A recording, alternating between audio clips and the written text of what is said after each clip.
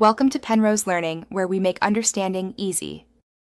You start by verifying the backup. You need the same phone number and the same Google or iCloud account used when the backup was made. Once confirmed, plug into Wi-Fi and make sure the battery is above 50%. This prevents interruptions. Next, uninstall then reinstall WhatsApp Business so the app prompts you to restore. When the app asks, tap Restore. This pulls messages from cloud storage to your device. This step is critical to initiate the transfer. After tapping Restore, you must verify your phone number, enter the code from SMS, or accept the verification call.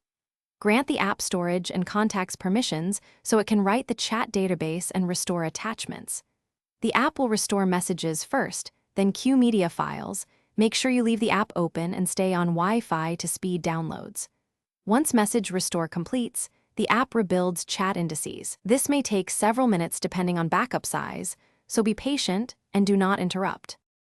When message restore finishes, follow prompts to finish setup, update your profile, and wait for WhatsApp Business to resync contacts and groups. If some media did not arrive, open chats and tap the download icons. Media often restores separately.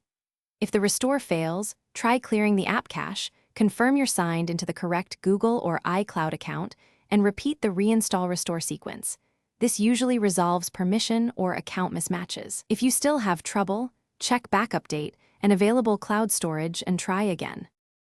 Thanks for watching. If this was helpful, leave a like and consider subscribing. See you next time.